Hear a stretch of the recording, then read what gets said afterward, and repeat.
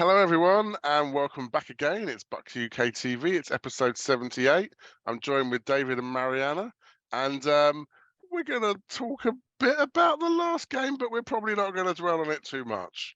It wasn't the result we think we deserved. It wasn't the result we think we wanted. Marianna, show me a chink of light at the end of the tunnel.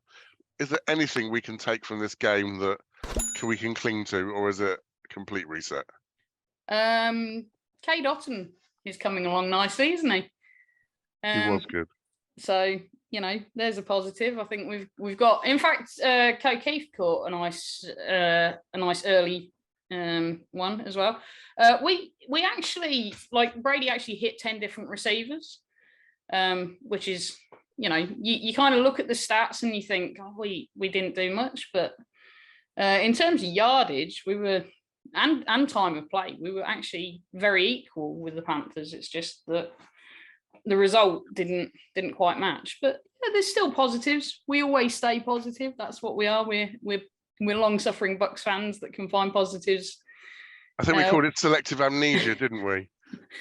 Every Sunday night, Monday morning, we want to slit our wrists, but suddenly by Wednesday, we're going to win the Super Bowl again. Exactly. What about you, David? You were there, weren't you? So what was it? What was the atmosphere like? Pre-game, I was feeling pretty confident. There was a lot of Bucs fans in the stadium. It's so nice to go to a visiting team stadium and it to be packed out in red.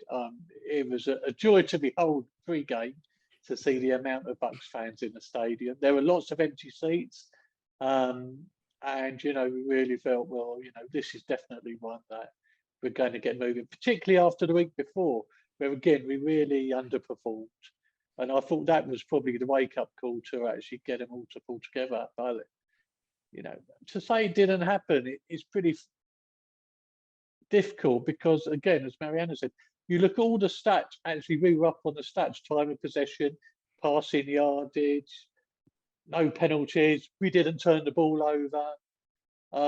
Everything was there, but until we got close to the red zone. And then we just had no solution, really. I mean, we can argue about the lack of running in the game and things like that, but overall, there was so much positive that it should have been an easy victory for us. Yeah, and some of the news I've been hearing fell away. Yeah, I've been reading some of the articles, and they're, a lot of the articles have got this sort of "I told you so" tone. Like, obviously Tom Brady's over the hill. Clearly he's fallen away. And I think some of those passes he probably wants back again. But I think Mike Evans probably wants one catch back again. No. And actually, you look at his stat line. If he gets that, what was it, 75 odd yard pass? Yeah. If he connects on that for a definite 7 points, first of all, we're up a lot earlier in the game.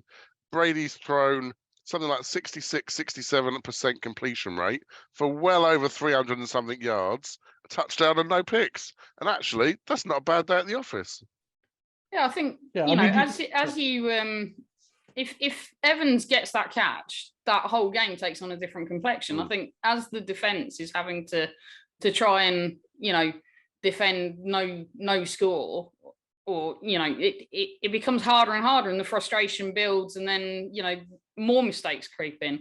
So I think we kind of almost imploded upon ourselves as the game went on, and kind of with the pressure of trying to win so hard, made more mistakes out of it. You kind of overhype yourself, I think, and get into this thing where just nothing is quite working properly. But as you say, if Evans catches that first ball, which is one that he probably catches 9 times out of 10 as well. Yeah, I'm not blaming Mike. It's just one of those sort of reflections, I think, on sort of sliding door moments, and how that, like you say, the game would have forked in 2 different directions, probably around that. As it was, I mean, think before the before the game, though, I've been to sort of many games, and the whole team didn't seem that excited. But there's no buzz, there's no sort of excitement about them. I think they know they're in a bit of a rut. They know they're in a dip, and somewhere along the line, we just need that sudden splash to get us going again. And I think that's just what we're struggling for. And unfortunately, on Sunday, Carolina got that. and we were just searching for it all game, and it just wouldn't come.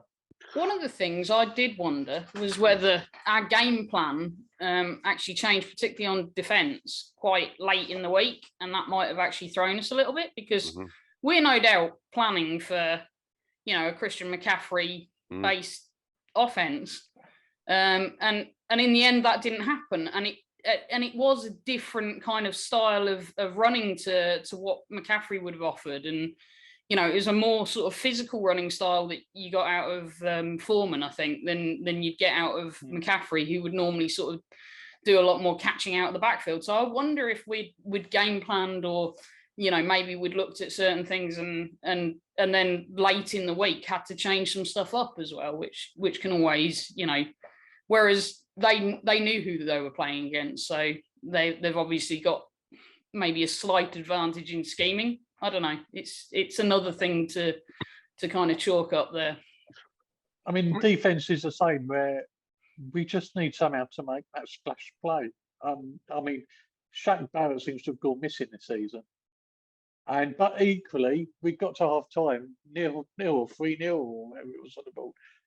Pretty much the defense, until really very late in the fourth quarter, conceded 14 points. I don't think away from home you can ask for much more, really. It does feel like bend but don't break, which is what we're used to. Which is, is apart from the aggressive front four, that is Tampa too. Is bend but don't break. Yeah, we want sacks and turnovers, but fundamentally, it's about let them march down the field, but stiffen up in the red zone. And it felt like that, by and large. Like I say, that was quite effective. Given that, again, we talked about injuries and previous podcasts, we know this isn't the 22 starters we'd really prefer to have. I think you mentioned, David, around that flatness and perhaps feeling a little bit lacking in sort of emotional energy. And again, if you're one to read the social medias, then lots of people would, there'll be gallows at the moment with most of the coaching staff swinging from it. But actually, I think, so we've got a personality shift, haven't we? From last year, we had Bruce Arians, who was clearly, having an aneurysm every half time and a triple bypass at the end of the third quarter, versus Todd Bowles and Byron Leftwich, who just have very different personalities to that. They are cool, they are calm, they're collected. They don't seem to be, very easily flapped. And I think perhaps some people, think that maybe isn't what you need. I mean, what do you guys think? I mean, is that a difference maker? Does that reflect on the team? Does it shape their psyche? I mean, I think so, but I mean, I don't know how much it actually reflects more outside of the team than it does inside of the team. I think when you're getting beat, the last thing you want to hear is a coach standing at the podium saying, "Oh yeah, we've just got to get better." It's just so infuriating that they don't seem to accept reality or the situational. Show a bit more fire, but actually, that's just how they work the press. You don't know what they're like behind closed doors and in those meeting rooms, and whether they're slinging folders across the room. I have no idea. I don't think they do. Yeah.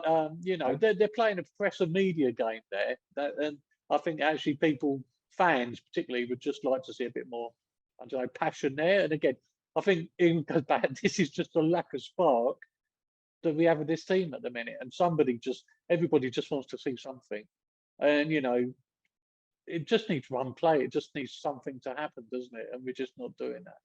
I mean, we're getting all the yardage on offense, but we're not hitting the red zone. There's so many things you could say. We threw that deep ball to Mike Evans. If he'd have held it, fantastic, and I think we'd have flown away with the game. As it was, he dropped it. But then we didn't go for the deep ball the rest of the game, and that was exactly the same for the previous week.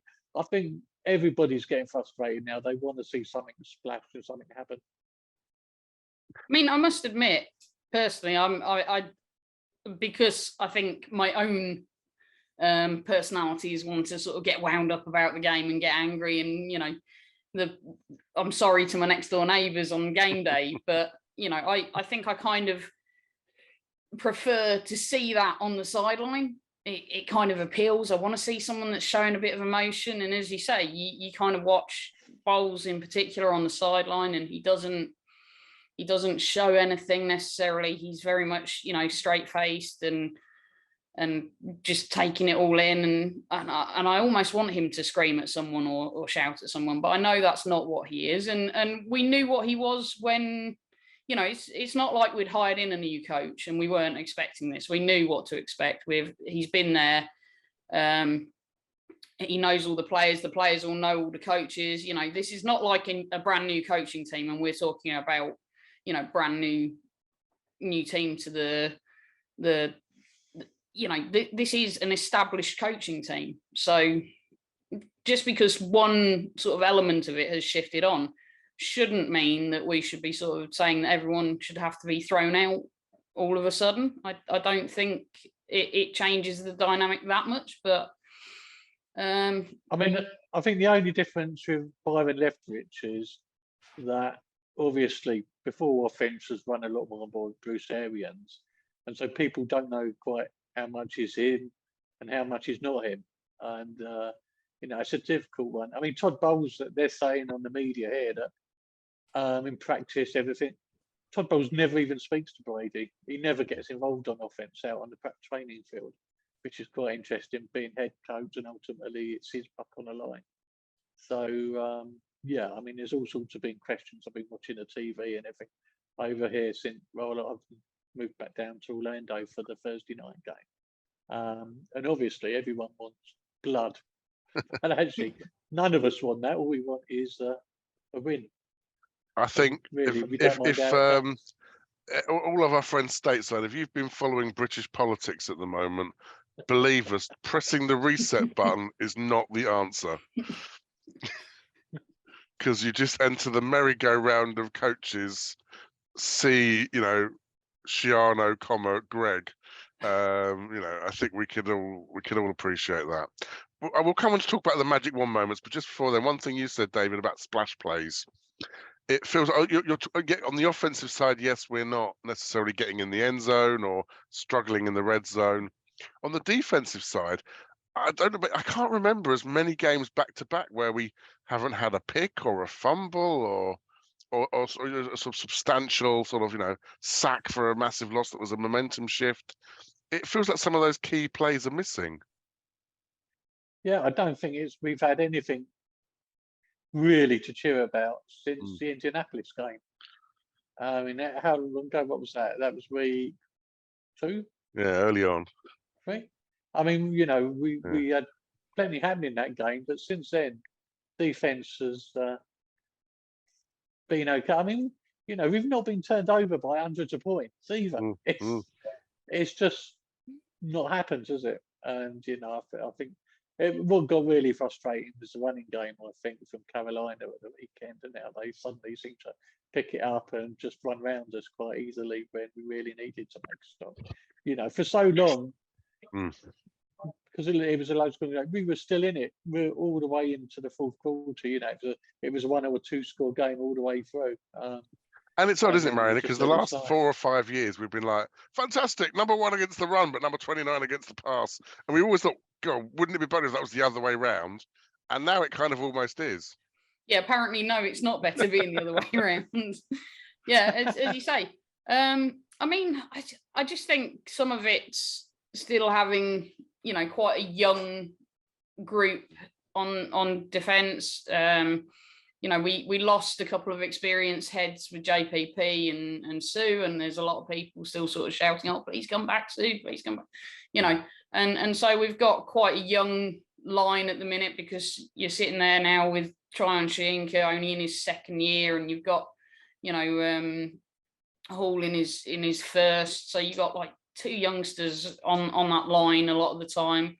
Veya's, you know, probably the most experienced one on that line now. He's that sort of glue holding them together, and he was the one that came through and made the sack on the day, the one sack that we did have. So you know, I think, and I mean, we saw it in the past game as well, that they exploited Zion McCollum out on the side. They got him a couple of times, you know, where he was caught ball watching, and I think the sort of second touchdown, I think it was, went over his head. So they caught him out a couple of times as well. So I think it's inexperience in key places that is maybe catching us out.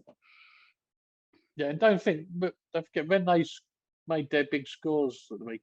That was after Sean Murphy punching. I'm sorry, Winfield had gone out. So, and obviously we'd already had SMB out. We had Colton Davis not starting, late scratch. So, we were missing a lot of players in that second week, and they haven't been consistent. I had the consistency of players. Mike Edwards has missed games. We've tried to jiggle it around and make a new formation, and they've never had time to bed in this season. I think actually we'll use that as a segue to our magic wands, because what I've been reading is that it's a really hard one on a short week for someone like Winfield to get out of that concussion protocol and to make sure that they're certified, fit, ready, and recovered and match fit to go again on a short week. So again, Thursday night game means it's Friday 1 a.m. for us as Bucs fans to try to stay up and watch the Ravens' effort. So my kind of magic wand moment, I think, is to keep everyone out of the blue tent, to try and get people, the walking wounded, patched up and back again. I mean, Evans, a couple of times where he looked like he tweaked his hammy again, but he wasn't coming out. There were some great catches by Godwin over the middle, and then he took some vicious hits. And I just feel like, although Brady by and large was almost doing too good a job at throwing it down low to make sure the receivers weren't targets a couple of times, and obviously the O-line is the O-line at this point.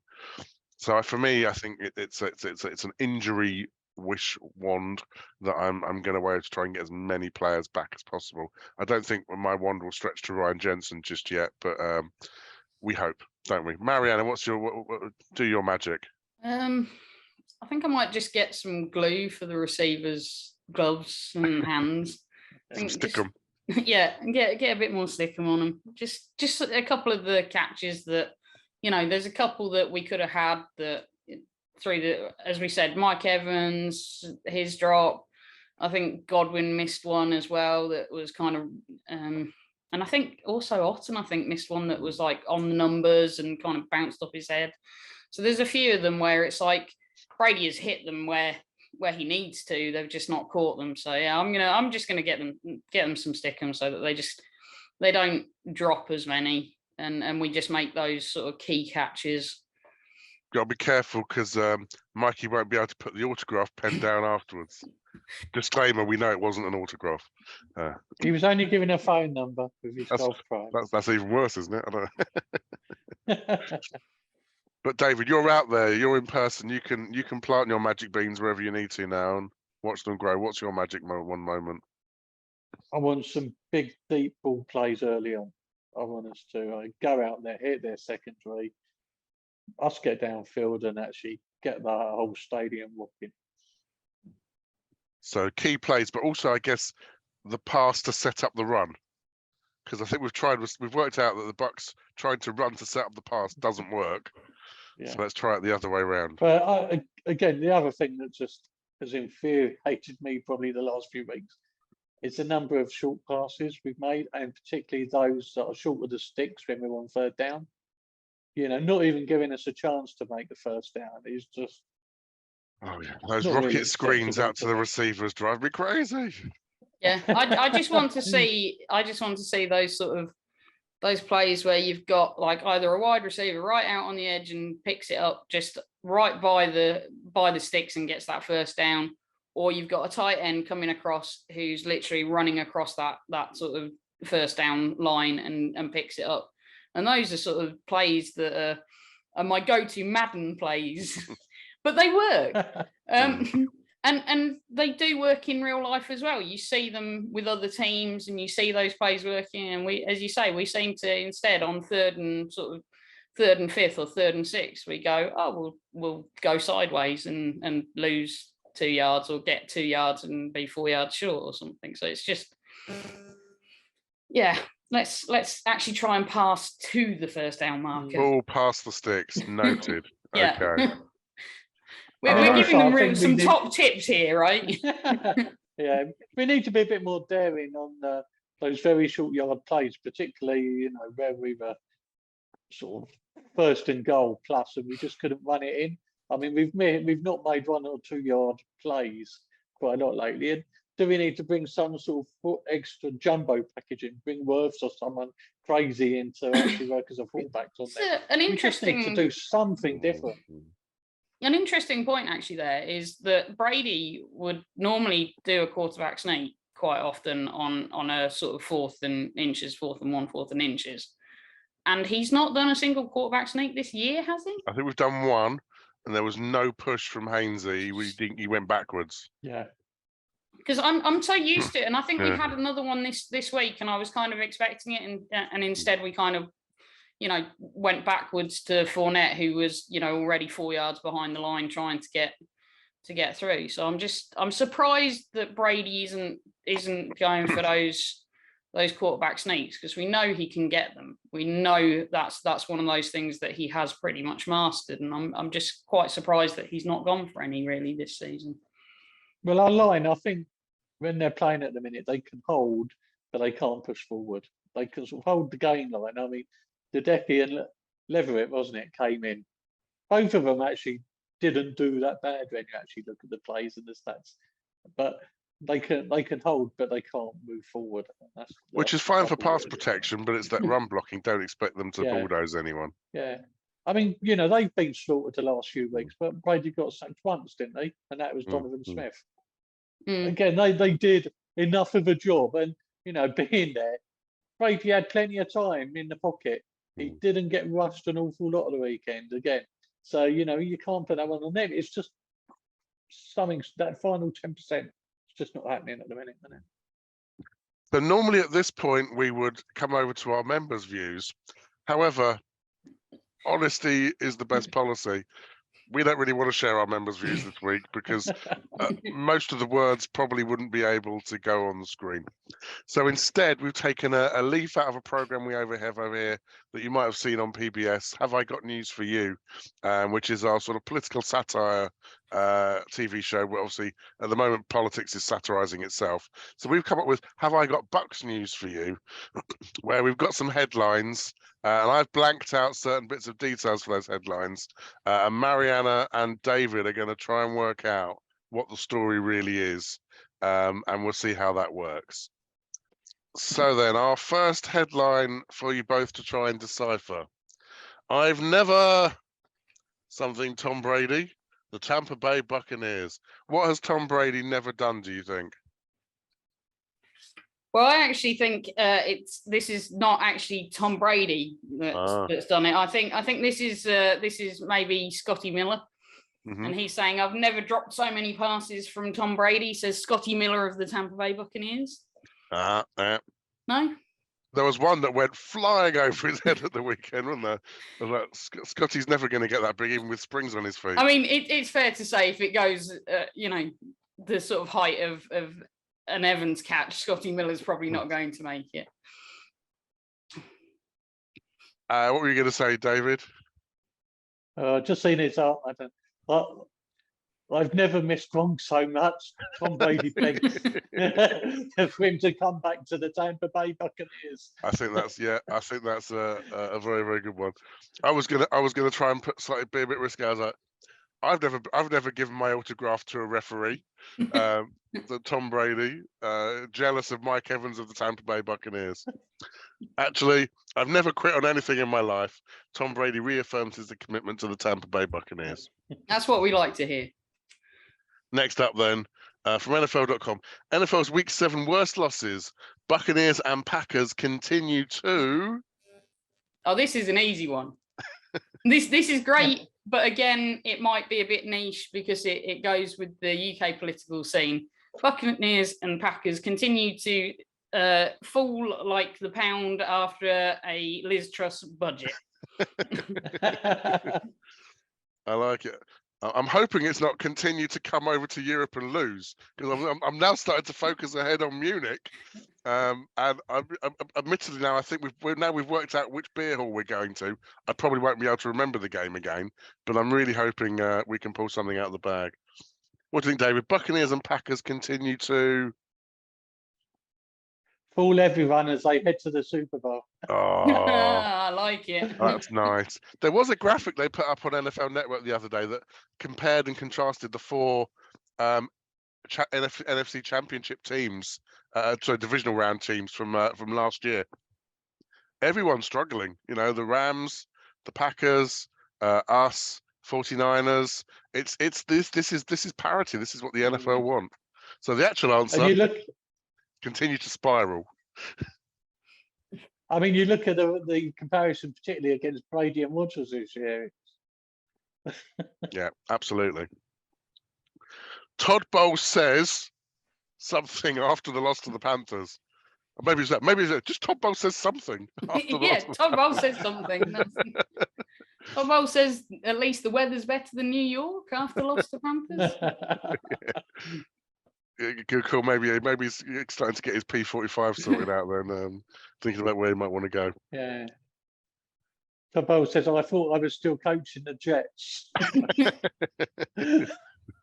Harsh, isn't it? I was going to say my one, but Todd Bowles says sorry after the loss of the Panthers. I think Tom Brady and the Buccaneers are in a dark place after the loss to the Panthers. That's probably the home team changing room, I think, from Raymond James, isn't it? When you do the tour, they always take you in and go, "Look at this changing room, isn't it dingy? Do you think this is the home or away team?" And you go, because it's publicly funded, this is the home team changing room. Not anymore. Has they Not since changed Super it? Bowl. It's fantastic now. Oh, that's good. It is Yeah. glorious. That one that Yeah. they're talking about is now the away team one. Quite right too. That's Good. the dirty dindy one. So I apologise in advance if there's any minors watching this, but the Buccaneers wiped off sack was like what do you think? What do you think the Buccaneers wiped off sack was like? Buccaneers found a brown sticky substance, wiped off a sack, was like a run up the gut on first down. Yeah, we do like third and one seems to be our new favourite as well, doesn't it? For the up the gut play. I like that. David, I never thought I'd say this to you. Have you got anything for a wiped off sack? Oh. This is a family show. I don't know. I haven't seen these in advance. Oh, okay. So the actual answer is Buccaneers QB Tom Brady. Grady Jarrett's wiped off sack was like a long, unwelcome hug. So this is from a few weeks ago. I cheated a little bit and went back in time. This is from the whole sort of roughing the passer and sacks and things. So yeah, so that was Have I Got Buccaneers news for you.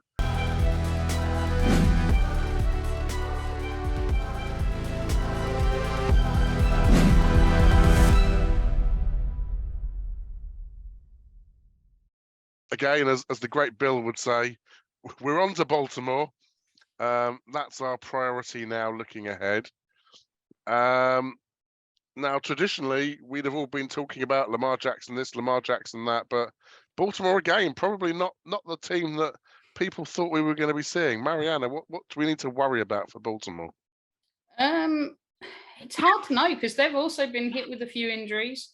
As you say, Lamar Jackson has kind of been off his game a little bit. I saw them play, funnily enough, the Giants a couple of weeks ago. So I got to see them play a little bit. They were very much a first half team. So that gives me some hope if we're trailing at the half, that they seem to play well. If you look at their stats, I think they've lost 4 or 5 that they were leading in the first half, and then they end up losing by the second.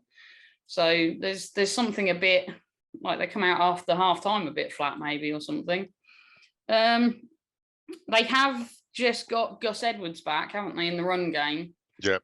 He had quite a good game last week, I believe. So there we go again. Let's try and shore up against the run game. I think they've actually got quite a good run game. So you look at Gus Edwards, Justice Hill, Kenyon Drake, and of course Lamar Jackson is arguably counts as a running back as well. Yeah, I think you still have to worry about Lamar Jackson. And the other one that I'd say is, although I think he's listed as questionable, but obviously they've got a very good tight end in Mark Andrews. He's quite a quality tight end. And we struggled against Kansas City and Kelsey, we seem to just forget that Kelsey was on the field against Kansas, and he's wearing bright yellow gloves and bright yellow shoes, and we just keep, he just seemed to pop up and keep. So I want us to defend the tight end, please. So David, you're going to be there. Who are you most worried about? Well, the easiest thing for us to win this game is keep them off the field. And I think, I'm not so much worried about them. Yeah, Lamar, and do we spy him with Devin Wright or whatever? But actually, I think it's up to us to just take control of the game. I think, like you say, the amount of teams that are on fire in this season, and Baltimore, one of those, they're up and down all over the place. And I'd really, we can't look at the opposition and keep worrying about them. We've got to actually man up and go and win this ourselves. I think there is one player worth mentioning with a late comer to the team, but maybe not to the sport. 5 tackles, 1 sack. There is Jason Pierre-Paul that's going to be facing up against the Bucs. I think he might have something to prove. Yeah, without a doubt. Yeah, it was a bit of a show. I mean, he's played a lot with injuries the last few years, and but he obviously feels aggrieved that he wasn't kept back. So yeah, I think he'll definitely be wanting to do something. Yeah, to be fair, in the Giants game that I saw him, he was on the field. I didn't hear his name called, which is kind of where he'd got with us, or where he was kind of heading with us, I guess, with the injuries and stuff. So I didn't actually think that he did that much, but as you say, maybe with the extra sort of, I'm fired up because I'm playing the team that let me go, there might be something extra there. Yeah, it's not the same as the Bucs where you had sort of JPP off one end and Shaq off the other. It feels like it's a much more even pass rush, which I think, on any given game, I think one of the players, can step up. I'm gonna butcher the name, but Odafe Owe, I know has had some good games at the rush position as well. Calais Campbell, I know as well. That they're names that we sometimes hear of. This isn't the team we tend to see a lot, of course, because of the way the divisional alignments work out. So it's not someone we're used to playing, and over the years we've not had many games against them. David, are you sort of expecting the crowd to be a factor? Yeah, positively or negatively. Say if we don't get up early, then I think it could turn quite nasty. But I think if we get a couple of early scores, then I think it could be a fantastic night at Raymond James. I mean, as bad or as disappointing as we've been the last few weeks, we're still on top of the division. It is still there to play for. So, let's not get too downhearted yet. Let's, try and turn this season around. It's just getting frustrating that we've lost 2 out of 3 home games as well. And we really don't want to lose another one. And remember, as excited as we are that the Bucs are coming to Munich, we are very, very happy that Tampa's a sellout. The season tickets the holders are selling out. We want the fortress, the Ray J, to be the fortress that people are scared to come into. And actually, with the new seating down in the end zone, it feels like it's a much fuller stadium, a fuller bowl. I noticed with the Carolina game, again, there were lots of empty seats knocking around the place, and I think some of that saps the energy out of the game a little bit as well. But I guess, so you're saying, as you said, I think it was David, this isn't a game for Baltimore to win. It's for the Bucs to just perform and do what they need to do. Kind of, what are the 1 or 2 keys to the game, or the 1 or 2 key players for the Bucs that you're thinking of? I mean, the obvious one is Tom Brady. I think, Marianna, you were very kind, and sort of the receivers need a bit of stickum, but I think we need maybe to strap one of those laser pointers to Tom Brady's head just to make sure he can hone in a little bit, because I think he's got lots going on, but he's still the GOAT. And do you know what? Jameis or any other previous quarterback, I still wouldn't swap them in. Yeah, he did miss a couple of kind of open receivers. I felt like that he might not have done in previous games, but as you say, he's still probably the best at his position, and I would still prefer to have him playing as our quarterback than currently the guys that we've got following up as Gabbert will be a dependable backup, but he will be a backup if he is forced to play. The person I'd actually like to see maybe get a bit more play time is Leverett, who came in and he was swapping in for Gadecki, and he just seemed to get a few more. He seemed to block better when he was on. I think Rashad White's one good run came while Leverett was blocking. He kind of made a nice gap, so it kind of did show up. Gadecki struggled in the game, and he's got an ankle injury. He left the game with a boot on, so they're still thinking he'll be okay to play, but they're definitely going to share time this week. Yeah, so I'm hoping that maybe Leverett gets a chance to have a go, and maybe we see something more in the run game. Maybe if Gadecki's out and Leverett's in, I'm looking at the Bucs depth chart. The only other people after that are Brandon Walton and Fred Johnson at tackles. So it's a very thin line. I think we can't allow anyone else to go down, or we're going to be pulling them off the street. I did hear on the forum last week, David, I don't know if you noticed, that there were calls for, if David's in the stadium, give that man some pads, get him on the line. Well, might be an option. You'll play for league minimum, won't you? Yeah, without a doubt. I'll definitely get him going in the dressing room. But your keys, who do you think it's going to come down to? I think, the normal Evans and Godwin, we've got to see them make plays further down the field.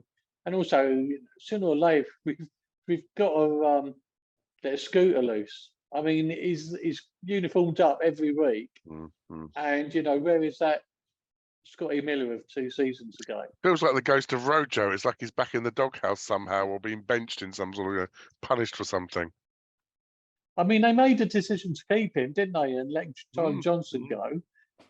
And yet he's just not been given a chance, or he's not been out there, and particularly deep. He's had a few targets short, but we want to get him down the field. I suppose the other great mysteries are, what's the point of Kyle Rudolph at the minute? Huge tight end and not given a play. He got involved early, didn't he? The commentators were barking with amusement and enjoyment that he was getting involved in the game early, but he sort of faded away a bit, didn't it? Yeah, I mean, I think the other Tom hoped he was the replacement for Gronk, and it hasn't happened like that. Thankfully, the other 2 new talents who've got to have done it. But I think there's so many players that really we're just not giving a chance to at the minute. Mm-hmm. So it's put your money where your mouth is time. I personally think this game is incredibly hard to call at the moment. It's almost like you're trying to work out, do you want Rishi or do you want Boris back? Rock and a hard place. Someone's going to win. I don't think this is going to be a tie. If it is, it's going to be 3-3. I think this is going to be a low-scoring game, but I do think our defense is going to come back. I'm predicting something brave like 13-3, I think, to the Bucs. I think this is the kickstart that we need. I do think we're going to come over the seas and do well against Seattle. And I think actually this is hopefully the softer part of the schedule that we looked at, and we all thought actually we've got a good shot here. We can come out the first 4. I don't think that's changed. We're still first in the division. All you can do is play the person against you each Sunday and hopefully get a win. Marianna. Ever the eternal optimist. I'm gonna say that we're gonna win this. I don't know. It's, as you say, it feels like it's hard to call, and I think that sensibly my money should probably be on Baltimore, but I go with my heart and I say we win this. And maybe Brady just, for whatever reason, he's just going to play out of his skin and everything's just going to work, and I'm going to go crazy. I think we win this unexpectedly by a big score, and it's going to be, I don't know, 38-3. Oh, wake up, Marianna! It's time to go to work. I don't know. I feel like I need to have a peak moment in my life. I think, if we get up early, as you said, I think anything's possible. So sliding door moments, Mike Evans hauls in that catch, and some good things happen. Yeah. David, so you've got the high and the low. Are you going to go somewhere in the middle, presumably? No, I mean, I was very much along the lines of Marianna, head of the heart. Yeah, I'm not even going to mention where my head thinks, but I think this is going to be 38-17 to the Bucs. Okay, interesting. So high scoring affair, say 2/3 of Bucs UK online tonight. Tell us what you think in the comments below. Be sure to subscribe, hit that like. We also offer our thanks to Bucs Report for their support. We will be back next week where I will be lording it over Marianna and Dave for getting the score prediction correct. But in the meantime, thank you for watching. We'll see you soon. And of course, we end with Go Bucs! Go Bucs! Go Bucs!